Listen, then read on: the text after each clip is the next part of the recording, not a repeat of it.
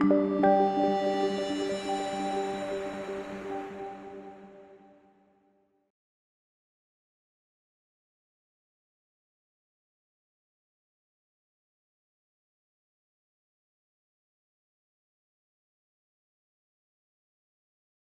du coup, je vais vous parler moi du frelon asiatique, qui est une autre espèce invasive. Alors je pense que vous en avez tous entendu parler. Donc si je vais essayer d'aller assez vite sur tout ce qui est généralité sur la biologie, même si c'est quand même important de l'aborder pour bien comprendre la suite. Surtout qu'il y a beaucoup de choses qui sont diffusées qui sont pas forcément vraies sur cette espèce. Et je vais vous parler aussi quand même forcément de moyens de lutte et comment réagir. Et si jamais je vais trop vite, il ne faut pas hésiter à m'interrompre. Donc, c'est bien de laisser le micro, m'interrompre pour que je précise un petit peu. Normalement, je vais essayer d'avoir quelque chose d'assez complet, mais je peux peut-être aller un peu trop vite par moment. Alors, du coup, hop. Alors rapidement, un peu d'historique de l'invasion et de la biologie de l'espèce. Alors déjà, est-ce que vous voyez le curseur ou pas, vous, qui apparaît? Oui. Donc historiquement, on a deux espèces de frelons qui sont présentes en Europe. C'est le frelon d'Europe, Vespa crabo, qui est en jaune sur la carte, et le frelon oriental qui est en orange sur la carte, qui est présent que dans le sud de l'Europe. Et l'espèce qui nous intéresse, c'est le frelon asiatique, à pattes jaunes, son vrai nom, c'est Vespa velutina, qui est présent de l'Afghanistan jusqu'à l'Indonésie. Et la sous-espèce qui nous intéresse particulièrement, c'est la sous-espèce Nigrithorax, qui se limite aux aires tempérées et subtropicales de son aire, donc c'est uniquement la Chine et ça va jusqu'au Népal. Et dans les années 2000, à partir de la région de Shanghai, des fondatrices de ce frelon ont été introduits en Corée du Sud et en France. On sait maintenant par des études génétiques que c'était par bateau dans une cargaison de poterie à destination horticole. Et c'est un prédateur d'abeilles qui est bien connu, c'est pour ça que ça avait inquiété tout le monde. De toute façon, aujourd'hui, tout le monde le sait, qui avait un mode de chasse assez particulier par rapport aux autres frelons, c'est-à-dire qu'ils vont se relayer devant les ruches, ils se mettent dos à la ruche, donc comme ça les abeilles en rentrant à leur nid vont converger en fait vers eux tout simplement, donc c'est beaucoup plus facile d'attraper une abeille comme ça. Et la seule chose qui a été illustrée avant que le frelon arrive en Europe, c'était que les abeilles asiatiques, la Apis cerana, avaient élaboré une méthode de défense dont vous avez tous dû entendre parler, c'est-à-dire que les abeilles vont en fait attirer le frelon à l'entrée de la ruche et une fois qu'il est trop près, elles lui sautent dessus en nombre et elles font monter la température, ce qui va cuire les frelons et donc les tuer. Le problème, c'est qu'en France et en Europe plus généralement aujourd'hui, nos abeilles n'ont jamais coévolué avec un frelon qui chasse de cette façon. Elles ont coévolué avec le frelon d'Europe qui, lui, il arrive sur un rucher. S'il y a des abeilles, il va essayer d'en attraper une. S'il n'y en a pas, il attend un petit peu et il va finir par s'en aller. S'il n'y a pas d'abeilles, éventuellement, il essaie de rentrer à l'intérieur de la ruche, mais ça ne va pas plus loin. Et le frelon asiatique, lui, ben, si les abeilles ne sortent pas, il reste là devant à attendre parce que c'est ce qu'il va vraiment chercher à attraper. Et nos abeilles se retrouvent à avoir le comportement adapté au frelon d'Europe qui est d'arrêter de sortir, qui du coup va être un gros handicap. Donc j'expliquerai ça un peu plus en détail après. Alors rapidement je vais aller très rapidement, le cycle biologique des frelons et des guêpes sociales en zone tempérée est toujours annuel. Donc ça passe par des fondatrices qui sont en hibernation, en général à l'abri des intempéries. Donc elles passent l'hiver à l'abri. Elles vont se réveiller au printemps et chercher et commencer à chercher un endroit où fonder leur nid. Donc elles vont fonder leur nid toutes seules. Et cette période, en fait, maintenant on se rend compte avec les années qu'on a eues dernièrement que c'est un petit peu fou. En fait, ça peut vraiment s'étaler de fin février jusqu'au mois de juin. La période de frondation peut être vraiment, vraiment très large. Et donc elles vont chercher un endroit où fonder leur nid, en général plutôt dans une cavité ou à hauteur d'homme dans un buisson dense. Elles vont construire son nid toutes seules et elles vont commencer à élever leurs premières larves. Et la colonie va commencer à grandir avec l'apparition des ouvrières. Et en général, à partir de la fin de l'été, enfin du début de l'été, pardon, les colonies vont commencer à être vraiment importantes en taille et dans la plupart des cas, elles vont déménager leur nid en hauteur dans les arbres. Donc là, toute la colonie va déménager en hauteur dans un arbre plutôt à plus de 10 mètres. Et c'est à cette période-là que la prédation commence vraiment à se faire sentir sur les ruches. et que les frelons commencent à être visibles. Souvent, ils passent assez inaperçus avant. À partir de mi-septembre, en gros, on atteint la période de reproduction, c'est-à-dire la reine va commencer à pondre des œufs qui vont donner les mâles, puis les œufs qui vont donner les futures reines, les futures fondatrices. Et la reine mère de la colonie, elle va mourir. Et les sexués vont partir par vagues successives, vont quitter la colonie par vagues successives sans jamais y revenir.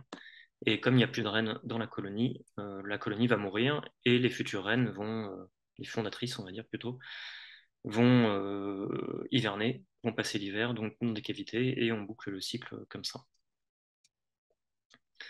Alors, je vous parle rapidement comment différencier les mâles des femelles, parce qu'il y a certaines régions encore qui ne sont pas envahies, je le dirai après. Normalement, vous devriez commencer à avoir des mâles qui peuvent apparaître sur les ruchers, qui peuvent passer, être attirés par le miel. Donc les mâles, c'est ceux qui sont à droite, qui sont assez faciles à reconnaître, notamment parce qu'ils ont deux petits points jaunes sous l'abdomen, alors que les femelles ont l'abdomen en dessous est plutôt brun et pointu. Et les mâles ne sont pas inféodés à une colonie. C'est-à-dire qu'une fois qu'un mâle est sorti de la colonie, il va quitter la colonie, il ne revient jamais sur la colonie. Et un mâle peut parcourir une quarantaine de kilomètres par jour, donc on peut en voir partout. Ça ne veut pas forcément dire que vous aurez des nids de frelons l'année d'après. Donc c'est pas parce que vous voyez des frelons aujourd'hui que vous en piégez sur les rochers avec éventuellement des appâts sucrés que ça veut dire que vous aurez une grande prédation l'année suivante. Ça ne veut pas dire qu'il n'y en aura pas, mais ça ne veut pas dire non plus qu'il y en aura. Bon, différencier les castes, je vais aller un petit peu vite. Différencier les mâles des femelles, c'était quelque chose de facile. Différencier les femelles des futures reines, c'est quelque chose de beaucoup plus compliqué. Parce qu'en fait, on est sur une espèce qui n'a pas de différence de taille entre les reines et les ouvrières. Toutes les femelles font la même taille. Et en fait, le seul moyen de les différencier, c'est par le poids à l'automne. Au printemps, il n'y a que les reines, donc c'est facile. Et les premières ouvrières des colonies sont vraiment toutes petites, donc on peut les différencier. Mais à l'automne, elles font la même taille. Et comme les reines, les fondatrices, vont devoir passer l'hiver, elles ont des réserves de graisse qui sont bien plus importantes que les ouvrières. Et donc, on pourra les différencier par la taille, mais il y a vraiment, par le poids, pardon. Mais il y a vraiment que ça qui permet de différencier les femelles des sexuées des ouvrières. Et donc, la chose importante, que j'ai un petit peu dit avant, euh, les femelles sexuées vont quitter la colonie progressivement pendant l'automne. Et ce qu'on peut s'apercevoir très rapidement sur cet histogramme, les fondatrices sont en vert. À partir du mois de décembre, il n'y a plus de femelles sexuées dans les nids. Il n'y a plus que des ouvrières et des mâles qui sont issus de la ponte ouvrière, comme avec une colonie d'abeilles. Quand la reine est morte, les ouvrières vont commencer à pondre quand il n'y a plus l'influence de la reine. Et donc, en fait, il est totalement inutile de détruire une colonie à partir du mois de décembre. On va juste détruire des individus d'une colonie qui allaient mourir naturellement pendant l'hiver. Donc, la période importante pour détruire les nids, c'est réellement avant le mois de novembre. Des fois, certaines années, ça peut être intéressant encore au mois de novembre, mais on est déjà en période de reproduction. Donc, on a un effet qui va être bien moins important sur la population future. Alors, sur le suivi de l'invasion, dès que le frelon asiatique est arrivé, on a lancé un appel, un inventaire. Aujourd'hui, on a un site internet qui est dédié au suivi de l'espèce. Donc, vous voyez l'adresse là, c'est frelonasiatique.mnhn.fr. C'est un site internet qu'on va maintenir, mais le formulaire de signalement va être progressivement remplacé par une application qui s'appelle INPN Espèce, qui a été développée au Muséum, qui est une application de suivi de la biodiversité en général, et qui permet notamment donc d'envoyer des photos. Et on a ce qu'on appelle une quête dédiée au frelon asiatique qui permet d'acquérir quelques données supplémentaires qui peuvent être intéressantes pour évaluer l'état des populations. Et donc le frelon asiatique, je pense que vous l'avez en grande partie vu. C'est une espèce qui est assez facile à reconnaître, même si on reçoit beaucoup de confusion. Donc c'est une grosse guêpe qui est majoritairement noire avec un anneau orange sur l'abdomen et qui a l'extrémité des pattes qui sont jaunes. Elle a aussi la face qui est orange. Et le nid est pour le coup très facile à reconnaître pour un nid de guêpe. Donc c'est un nid de guêpe en papier qui a une enveloppe fermée et qui va être quasiment tout le temps en extérieur et qui va avoir une forme qui va être plutôt sphérique quand il est en milieu fermé, quand il est protégé en fait des intempéries, et plutôt en forme de poire quand il est dans le milieu extérieur, par exemple accroché à une branche d'arbre. Et il est caractérisé par un trou d'entrée qui est en général, enfin, qui est tout petit et qui est sur le côté du nid, plutôt sur le milieu, voire sur la partie un peu supérieure. Et c'est vraiment quelque chose qui permet de reconnaître le nid du frelon asiatique des autres espèces de guêpes sociales. Donc, pour juste vous informer, on reçoit à peu près 30% d'erreurs d'identification dans tout ce qu'on reçoit en observation, en signalement. Majoritairement, c'est quand même heureusement le frelon d'Europe et d'autres espèces de guêpes, mais on peut avoir vraiment plein de choses. On peut avoir des mouches, on peut avoir des abeilles charpentières. Pour les nids, c'est quand même essentiellement des nids de guêpes et de frelons, mais on a quand même reçu, je vous le mets là, on a quand même reçu plusieurs nids de pies. Donc il y a quand même des personnes qui confondent les nids de pies avec des nids de guêpes. Donc on peut vraiment recevoir de tout, et c'est pour ça on exige des preuves, et que on peut forcément perdre quelques données, on en perd, je pense, pas mal, parce que beaucoup ne vont pas nous en envoyer, mais on a besoin de ça. Et c'est forcément quelque chose qui n'est pas suffisant. Et depuis le début, on essaie de s'appuyer sur des personnes qui vont être locales. Donc, ça va être des référents locaux qui peuvent être issus de plein d'organismes différents. C'est en train plutôt de se stabiliser et de mieux s'organiser de ce côté-là. Parce que forcément, on va recevoir, surtout que le frelon fait peur, on va recevoir ce genre de photos. J'ai observé un frelon posé sur le mur, donc au niveau du rond rouge. Forcément, on ne peut pas confirmer l'identification et il faut bien qu'on puisse avoir quelqu'un qui se déplace. Et on va aussi recevoir beaucoup d'insectes qui sont écrasés. Là, il est facile à identifier, c'est un frelon d'Europe. On le reconnaît parce qu'il a les pattes qui sont noires. Mais des fois, ils peuvent être en état de décomposition avancé, très avancé, et qui rend l'identification quasiment impossible. Donc on a vraiment besoin de s'appuyer sur des personnes qui seront présentes localement. Donc le système de suivi est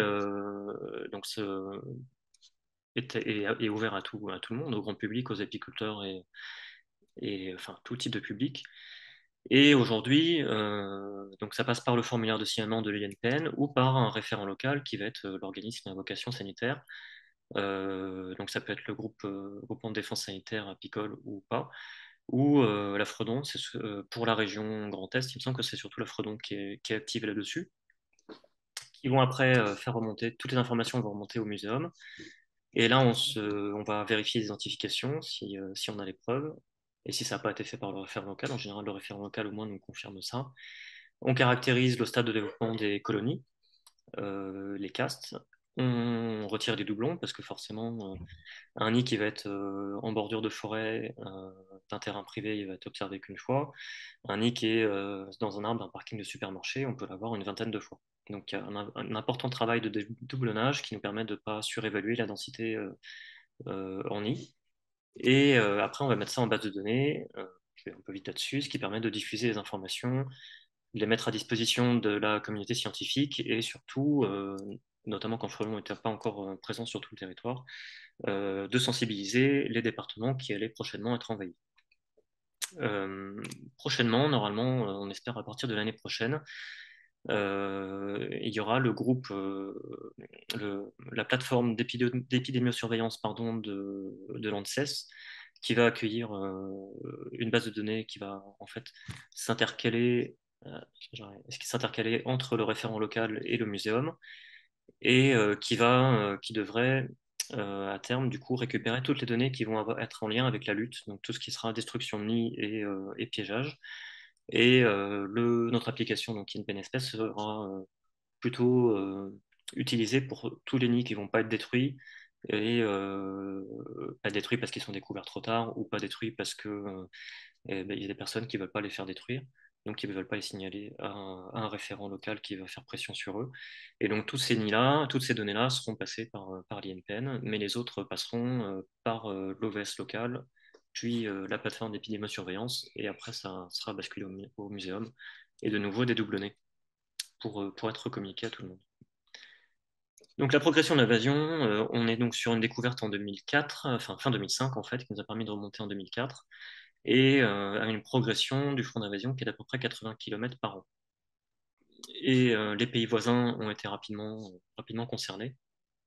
Donc je m'arrête là à 2021. Mais en 2022, finalement, le frelon asiatique a progressé un petit peu plus aux Pays-Bas et il a progressé un petit peu en Suisse. Mais en France, on a depuis maintenant 2020, on a toujours uniquement le Haut-Rhin qui est un département où le frelon asiatique n'aura jamais été observé. ce qui est un petit peu surprenant puisqu'il est présent sur toute la frontière côté suisse. Donc, à mon avis, il est juste présent et on l'a pas encore vu, ce qui est pas impossible. Mais sinon, toute la région Grand Est est concernée. Ce qu'on peut, à partir de toutes ces données qu'on a pu récupérer donc d'inventaire, on a pu affiner considérablement les connaissances sur l'espèce et notamment sur ses sites de nidification et sur les milieux dans lesquels l'espèce se développe le mieux. Et donc le frelon asiatique, c'est l'immature, il va les installer majoritairement à plus de 70%. Il va les installer en hauteur dans les arbres à plus de 10 mètres. C'est vraiment à la cime des arbres, ce qui pose un gros problème puisque du coup les nids sont cachés par le feuillage des arbres et on les découvre en général très tardivement. Et on va avoir 30% des nids qui vont être problématiques, on va dire, plutôt pour la santé humaine, puisqu'ils vont être placés sur des habitations ou à hauteur d'homme dans des ronciers ou des haies denses, voire sous le niveau du sol, celui-là qui est approché d'une plaque d'égout. Et les milieux qu'il va préférer, ça va être des milieux qui vont être plutôt ouverts, avec des arbres isolés, donc typiquement tout ce qui va être milieu urbain et périurbain, donc vraiment à proximité de l'homme et à proximité de là où les ruchers sont les plus abondants.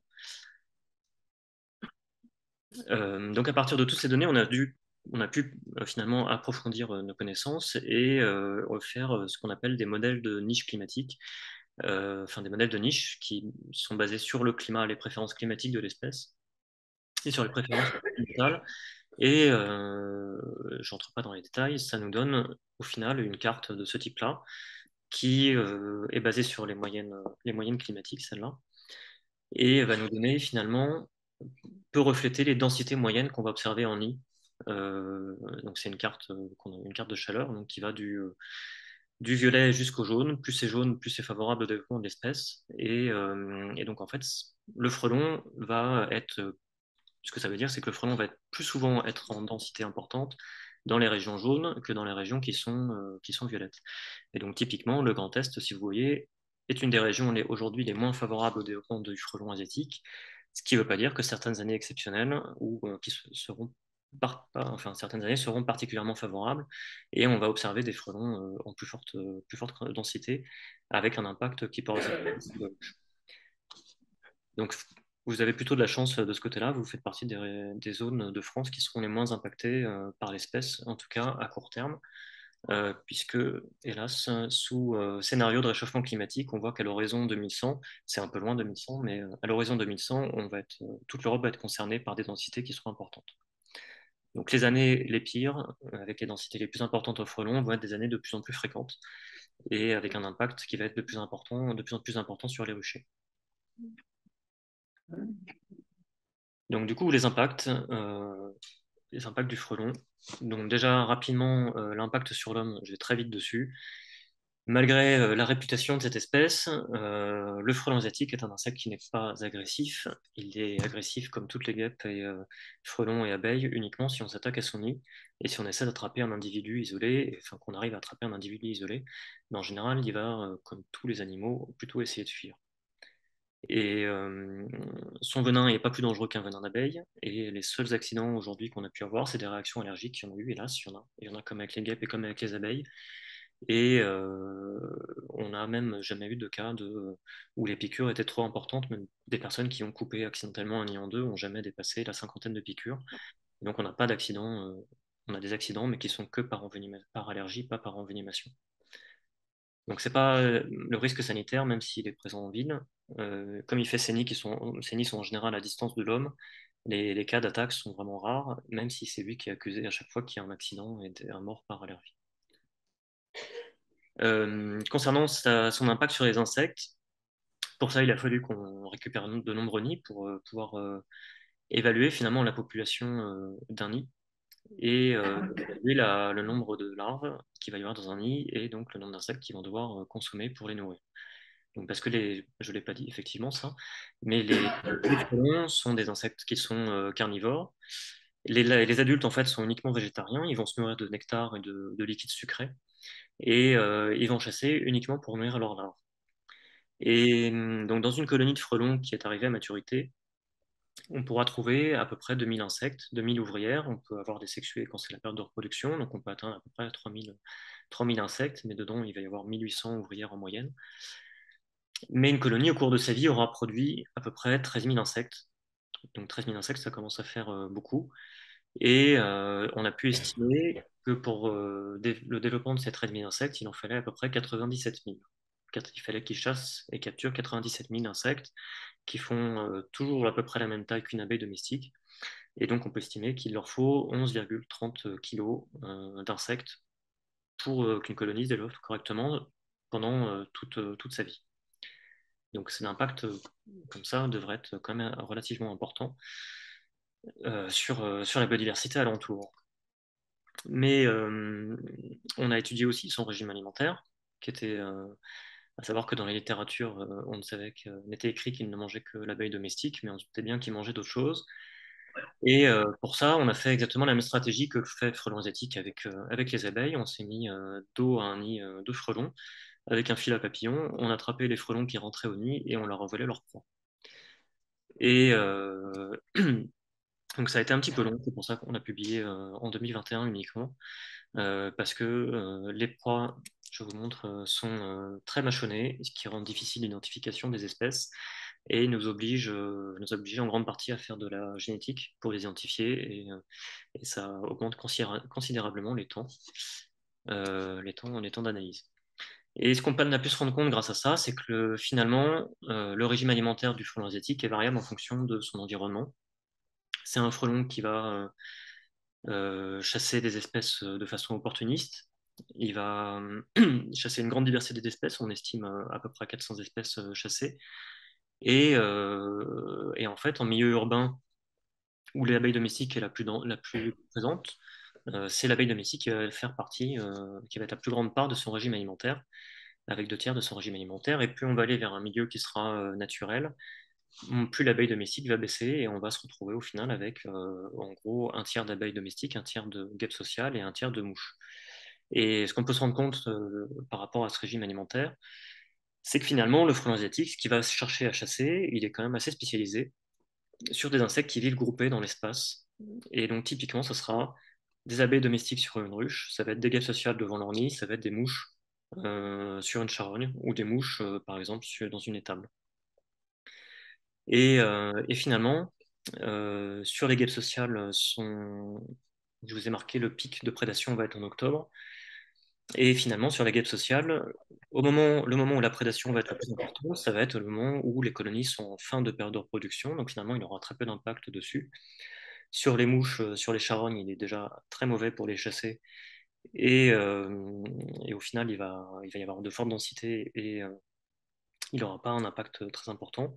Par contre, il aura un impact important sur l'abeille domestique, puisque c'est hélas la période où les abeilles font leur réserve pour l'hiver, et je viendrai dessus juste après. Un impact qu'on n'avait pas vraiment pensé, sur lequel on n'avait pas vraiment pensé, c'est des collègues espagnols qui ont découvert ça, c'est que finalement, euh, par sa chasse, la chasse qu'il réalise sur les fleurs en automne, le frelon stresse les pollinisateurs, qui vont rester beaucoup moins longtemps sur les fleurs que d'habitude, même les bourdons que le frelon n'arrive pas à chasser. Et finalement, la pollinisation sera moins efficace sur les plantes qui fleurissent tardivement. Maintenant, l'impact sur l'abeille domestique, je vais aller un petit peu vite là-dessus, c'est pas la peine de détailler. Donc, comme je vous ai dit, le frelon a un impact, j'en ai parlé un petit peu au début. Il va avoir un impact par la prédation, mais aussi par le stress qu'il va engendrer sur les ruches. Et ce qu'on a montré en réalisant des suivis dans la zone atelier de Chizé et du CNRS de Chizé et de Nara du Magnereau, qui est dans les Deux-Sèvres, on a pu s'apercevoir que finalement l'impact majeur, c'était réellement le stress qu'engendrait le frelon, donc c'est-à-dire le fait qu'en présence de frelons, les abeilles allaient sortir des ruches. Et finalement, ça va entraîner 2 effets qui vont être négatifs. Le premier, c'est qu'il y aura moins de nourriture qui va rentrer avant l'entrée d'hiver. Et le deuxième, c'est que les abeilles ne sortant plus, il y a moins de mortalité des abeilles et elles vont se retrouver avec une augmentation de population avant l'hiver. Donc les ruches vont se retrouver avec moins de nourriture et plus d'abeilles à nourrir, et finalement, ça va augmenter l'effet d'effondrement des colonies pendant l'hiver. Et ce qu'on s'aperçoit, c'est que finalement, à partir de 5 frelons, on n'a plus qu'en moyenne 60% d'activité, ce qui est déjà un gros problème. Et à partir de 15 frelons présents au même moment en vol stationnaire, devant une ruche, donc je dis bien en vol stationnaire en permanence, hein, on est à seulement 20% d'activité de la ruche. Donc c'est vraiment quelque chose d'important. Et la prédation, en fait, finalement, a un impact assez restreint. Donc maintenant, comment lutter sachant ça?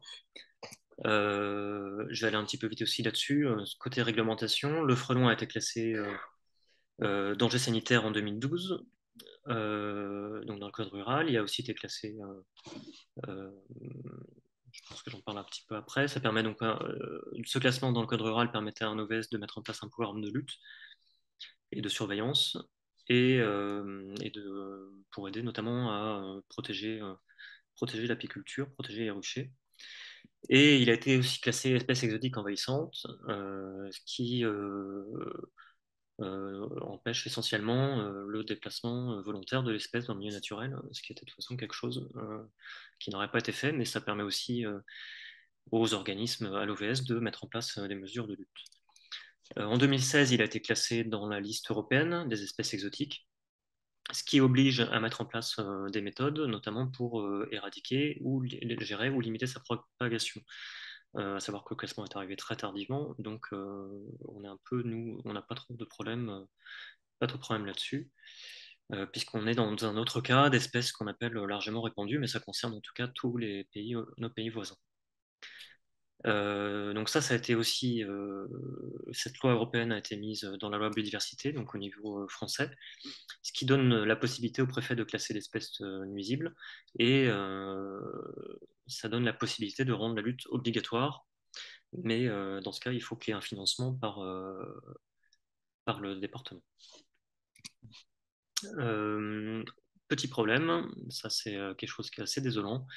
Dans le cadre d'une harmonisation européenne sur les dangers sanitaires, le frelon asiatique va sortir des dangers sanitaires pour le ministère de l'Agriculture.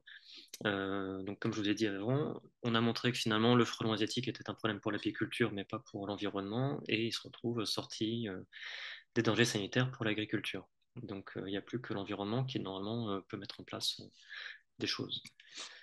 Pour la lutte, on peut penser déjà à des ennemis naturels. Je vous ai mis un peu pour rire les poules. Effectivement, les poules dans des ruchers peuvent attraper des frelons, mais dans certains cas, ils vont aussi attaquer les abeilles, donc c'est quelque chose à surveiller. Et on a en réalité un seul prédateur qui attaque les nids, c'est la mandre apivore, qui est un rapace migrateur qui est présent en France, qui attaque occasionnellement une nid de frelons asiatiques, mais c'est quelque chose d'assez exceptionnel et donc assez négligeable. On a un seul prédateur en fait qui est réellement efficace pour réguler les populations de frelons, c'est le frelon géant d'Asie, qui est un frelon qui est encore plus gros et qui est un frelon qui est présent, a été introduit accidentellement maintenant aux USA, donc qui finira peut-être par arriver en Europe. Et on espère qu'elle n'arrivera pas parce que ça est un très très gros problème pour l'apiculture, bien plus grand que ne l'est le frelon asiatique à pattes jaunes. Et surtout, c'est un gros problème pour l'homme puisqu'il a un venin qui est douloureux et qui est assez toxique pour l'homme. Je vous ai mis aussi, je ne sais pas si on aura le temps d'en parler, les sarracénies, qui sont des plantes carnivores, dont on a parlé un petit peu, qui capturent des frelons, mais qui auraient un impact environnemental quand même assez important, puisque ça a des besoins d'eau en quantité très importante. C'est des plantes qui vivent dans des marais, et, euh, et qui en fait capturent énormément d'insectes, et pas spécifiquement le frelon asiatique. On a des parasites, on a trouvé plusieurs parasites. On a un ver parasite qui s'attaque au frelon, on a aussi une mouche parasite. Donc on a vraiment plein de choses qui existent. Le problème, c'est qu'en fait, les colonies de frelons, comme de guêpes sociales, c'est des choses qui sont connues, sont en fait très résilientes à tout ce qui est prédation et parasitisme. Euh, en fait, il y a un fonctionnement qui est très simple. Euh, si, j'en ai pas parlé, mais vous avez peut-être vu sur les photos, vous avez sûrement déjà vu des nids de guêpes. À la différence des abeilles, les alvéoles chez les guêpes sont orientés vers le bas.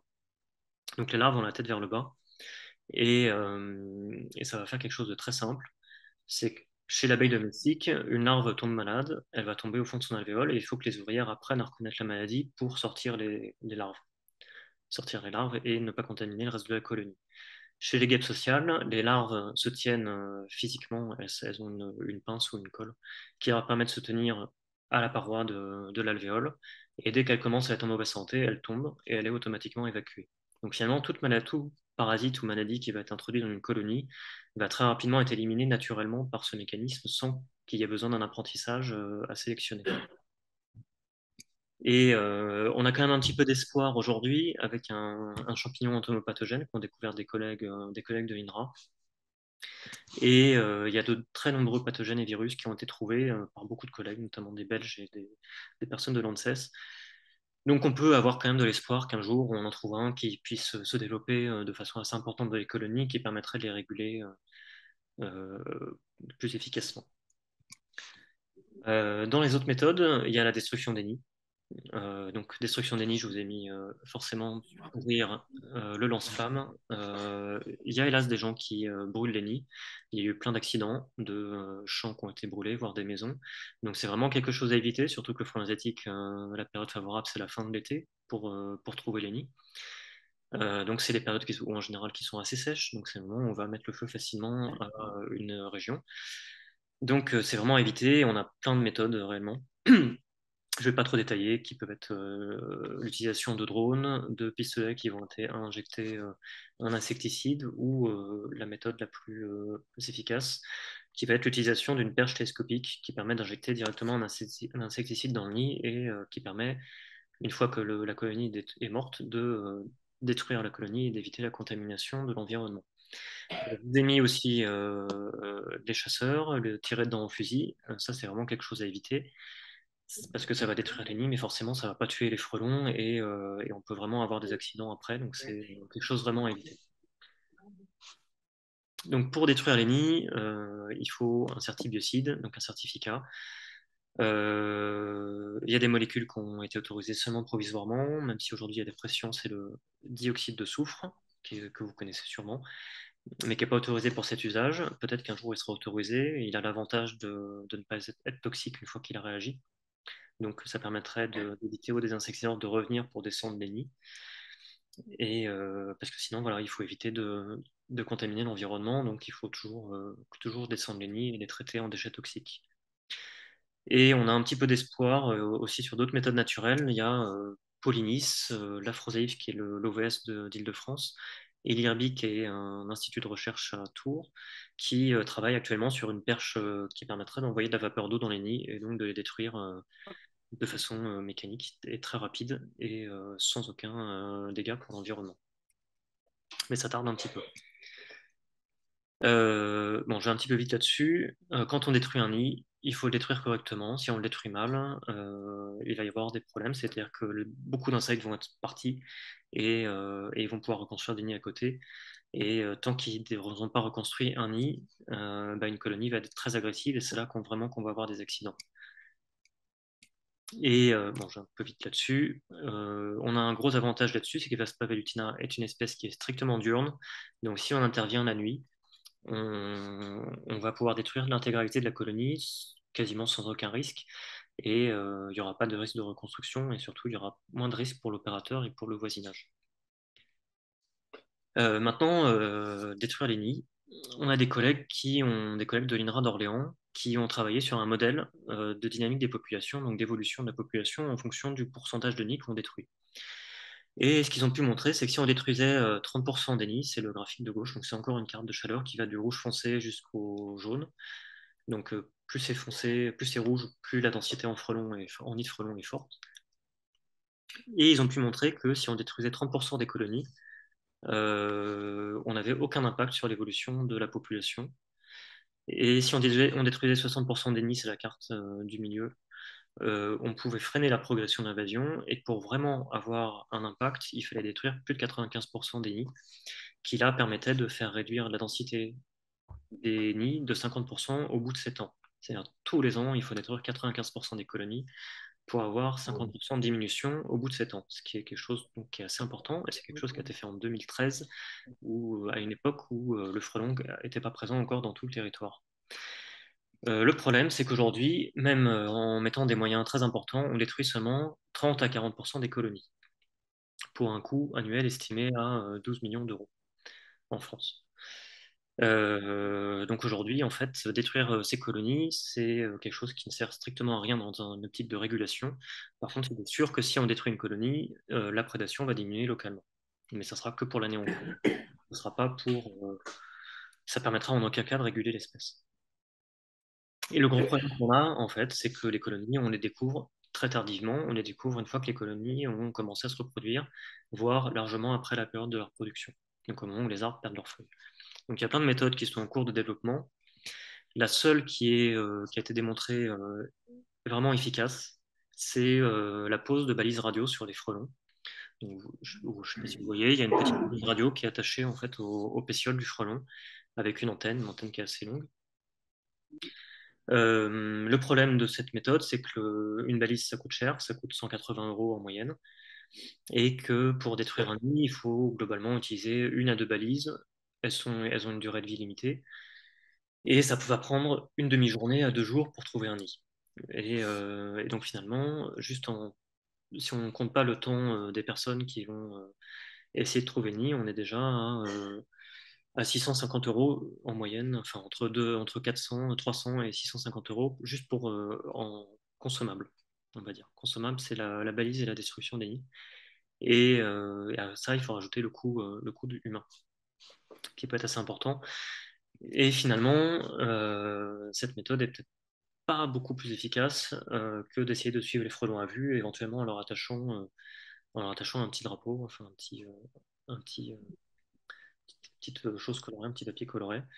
Honnêtement, à force de l'avoir fait, nous, on leur attache plus rien et on les suit comme ça avec des jumelles.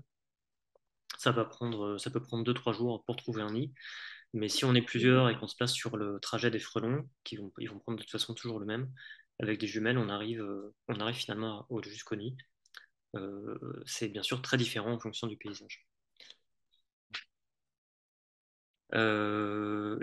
Maintenant, il reste aussi le piège des fondatrices. On en parlera un petit peu plus après. Piégeage des fondatrices qui a été envisagé dès le début. Dès 2007, on a mis d'importants moyens pour le piégeage dans les zones qui étaient envahies. Et dans tous ces départements, malgré qu'il y ait piégeage ou pas piégeage, certains étaient fortement opposés. Pour certains, ça marchait, pour d'autres, ça marchait pas. Et en fait, on n'avait aucun moyen de conclure là-dessus. On a un manque de recul qui était assez important et surtout, les données n'étaient pas prises de façon rigoureuse pour conclure quoi que ce soit.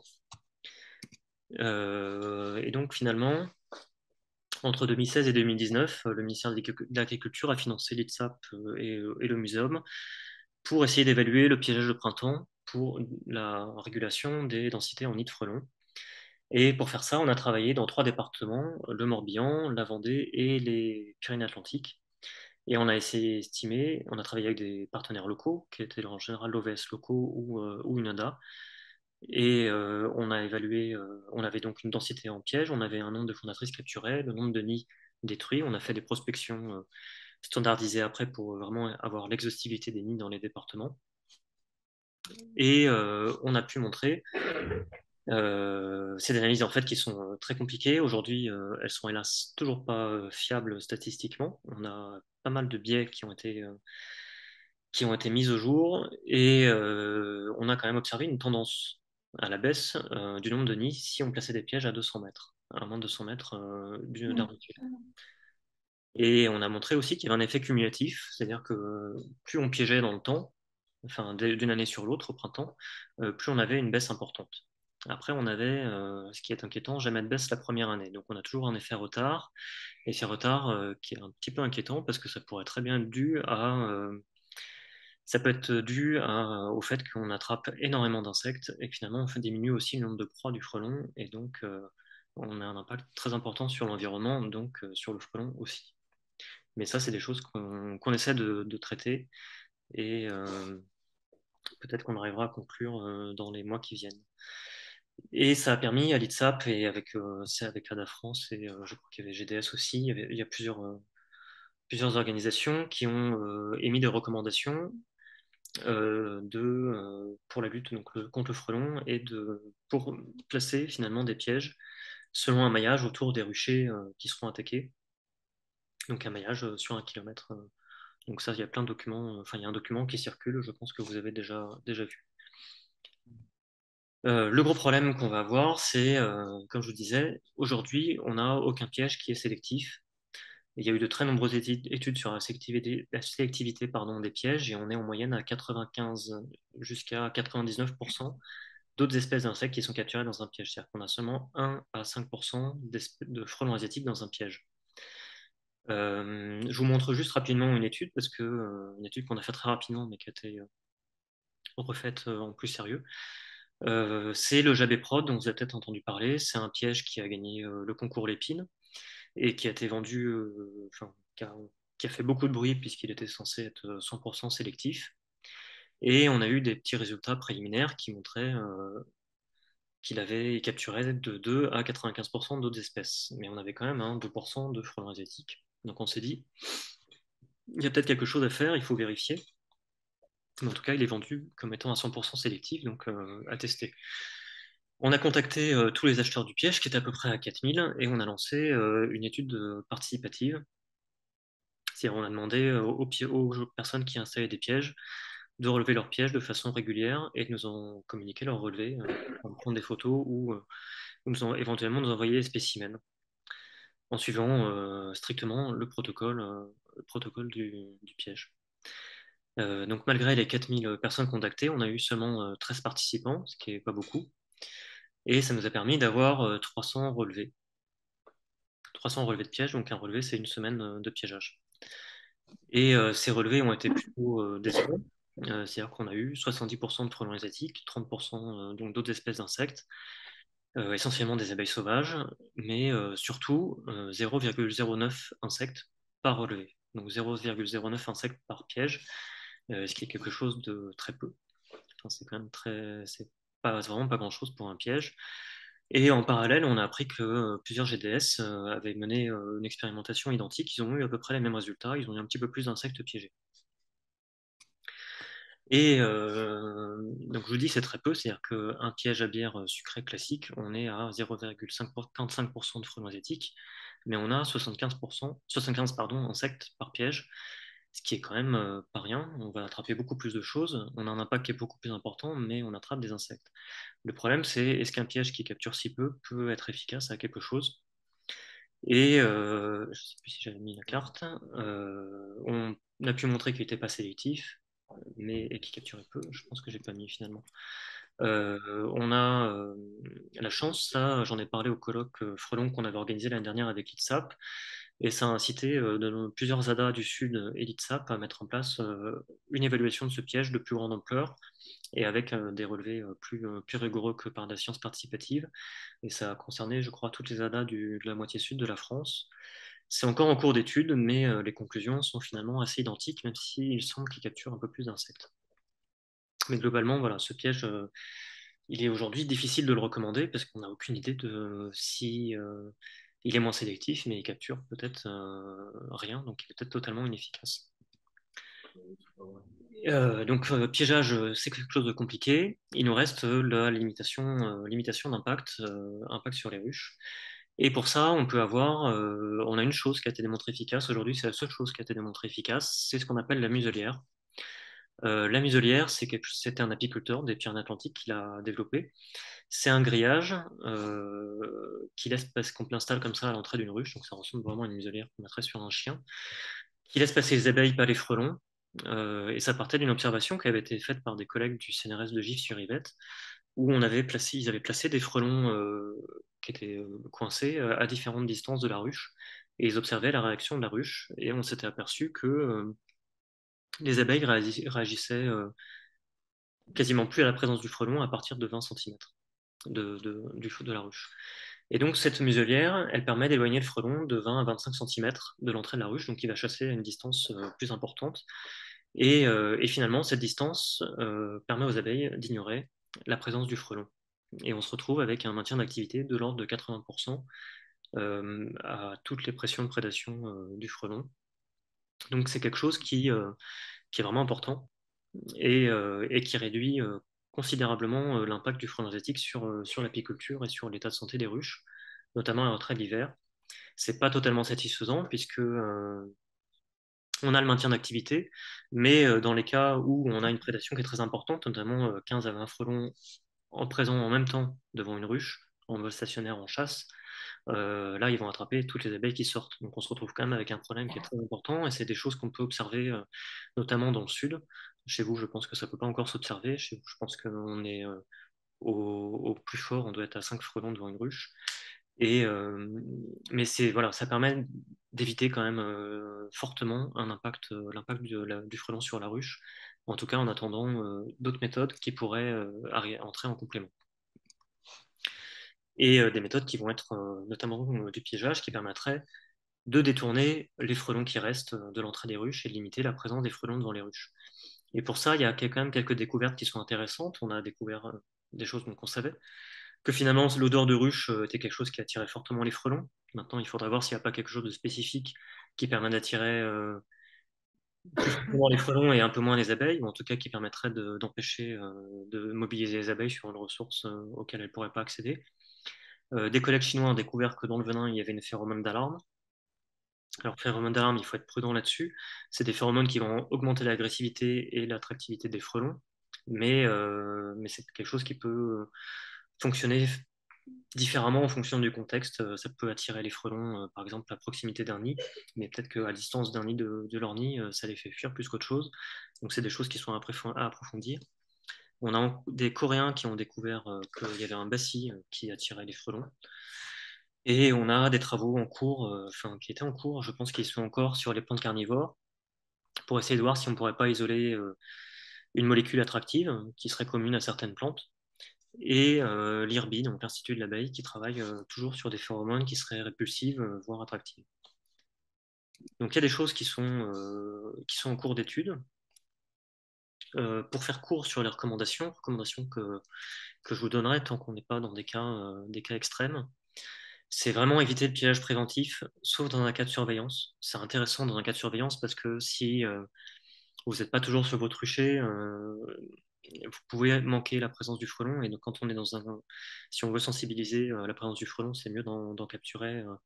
Et ça peut permettre de détruire les nids précocement. Éviter le piège de printemps euh, pour, euh, pour son impact potentiel sur la biodiversité. Tant qu'il n'y a pas beaucoup de frelons, je vous conseillerais de l'éviter. Et placer les pièges uniquement au niveau des ruchers qui sont attaqués. Il faut savoir qu'il peut y avoir un problème sur les pièges, c'est qu'un piège, c'est attractif pour les frelons. Donc, si votre rucher n'est pas connu par le frelon, vous risquez aussi de les attirer sur vos ruchers. Et de préférence avec un appât qui sera donc plus sélectif. Et on recommande donc plutôt qu'un piégeage printanier, c'est un piégeage qu'on installerait à partir de la découverte des frelons et sur la période de prédation, donc de juin à mi-novembre.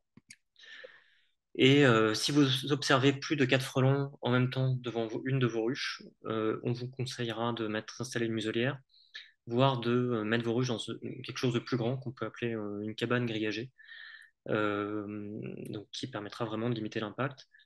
Dans les cas extrêmes, les frelons sont très stables sur leur site de chasse, donc déplacer vos ruches, ça peut être efficace. Ils ne les retrouveront pas forcément. Et autre chose, c'est grouper vos ruches. Avoir des ruchers plus grands, ça permet aussi de diluer la prédation au niveau d'un rucher, donc de limiter l'impact. Limiter l'impact sur une seule ruche. Et pour la destruction des colonies, donc c'est plutôt de fin juin à mi-novembre. Forcément, s'il y a un danger immédiat pour les personnes, on recommande forcément de détruire les nids. Aussi, si ils sont à moins de 3 km d'un rucher attaqué, donc à distance potentielle de prédation. Bien sûr, s'il y a une prédation qui est excessivement importante, détruire un nid, ça ne changera rien. Donc, il vaut mieux essayer de garder ses crédits, ses financements pour construire des cabanes grillagées ou même garder de l'argent pour acheter des ruches, pour acheter des essaims. Et la destruction, c'est plutôt du crépuscule à l'aube. Bon, je ne vais pas détailler sur les méthodes de destruction, je ne pense pas que vous en ferez. Mais un nid peut être détruit s'il est à hauteur d'homme, juste avec un coton et un sac poubelle. Et surtout, ne jamais laisser un nid avec de l'insecticide en place. Je ne sais pas si j'ai encore un petit peu de temps. Si vous voulez, je vous parle un petit peu du frelon oriental. On peut te donner encore 5 minutes, oui, mais on gardera du temps pour les questions également. Ouais, j'en parle très rapidement. C'est parce que c'est un nouveau frelon qui est arrivé. Euh, C'est un problème qui est un petit peu plus compliqué, je pense, même si ça ne sera pas un gros problème en vrai. Donc le frelon oriental, c'est plutôt pour vous rassurer hein, finalement.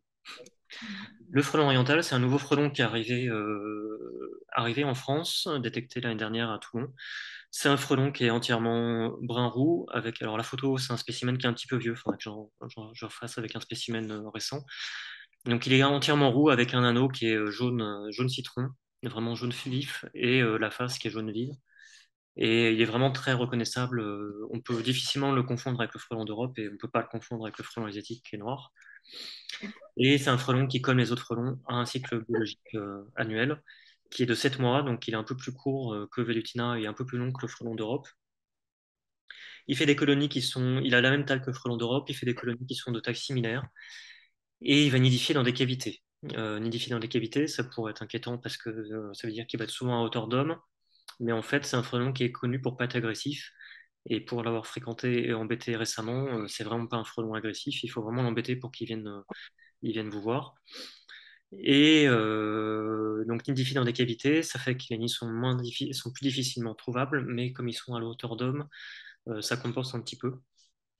C'est un frelon qui est diurne, même s'il a tendance à être un petit peu crépusculaire, et qui aurait un régime, je dis bien aurait, un régime diversifié en insectes et qui attaquerait les charognes. On a une seule publication qui est très ancienne qui parle de ça, et tout le reste parle de la chasse sur les abeilles, qui parle même de chasse sur les abeilles comme Velutina, mais pour l'avoir vu, finalement, ils chassent plutôt comme crabeau. Donc, c'est pas un frelon qui va rester en vol stationnaire devant les ruches.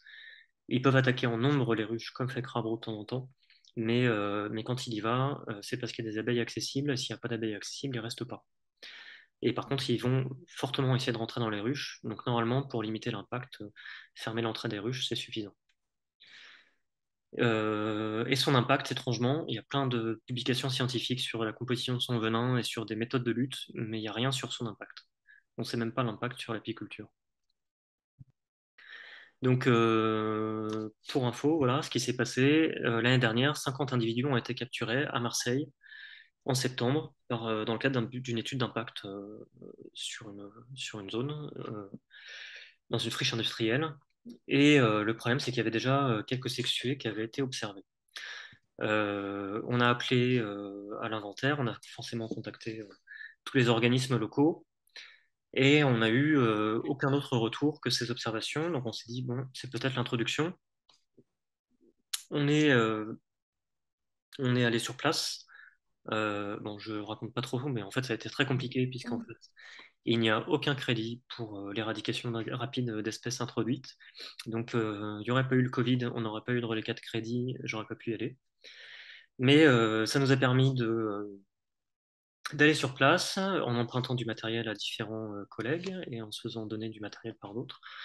On a pu accrocher des balises sur les frelons qu'on avait capturés et on a cherché le matériel, on a suivi les frelons jusqu'à leur nid et on a trouvé deux nids finalement à vue puisque les frelons ont été en période de production et c'est toujours difficile de savoir si c'est des frelons qui vont rentrer à l'uni ou pas. Ils n'étaient pas très motivés. Et donc, on a trouvé deux nids qui étaient tous les deux dans des murs de bâtiments. Et comme vous voyez, on ne les distingue pas très bien. Et s'il n'y a pas d'activité importante, c'est des nids qu'on ne voit pas. C'est vraiment un tout petit trou. Et on voit un petit peu un frelon qui est là. Et donc, ces nids ont été détruits. Heureusement, la DTP, donc la préfecture, a mis en place des moyens. Donc, les deux nids ont été détruits le jour même. Euh, et le problème, je vous ai dit, c'est des nids qui étaient en cours de production. Et il se trouve qu'on en a retrouvé. Il y a eu une attaque sur un rucher cette année, en septembre. On s'est redéplacé, on a trouvé un nid avec l'ITSAP cette fois, et on a fait détruire le nid. Et à peine rentré, on avait déjà deux autres observations sur un rucher, sur d'autres ruchers. Donc en fait, tout est à Marseille ou périphérie. Donc une chose est certaine, l'espèce est implantée. Et maintenant, il faut voir si il est important de mettre des moyens ou pas pour essayer de faire quelque chose. Donc je vous mets cette carte.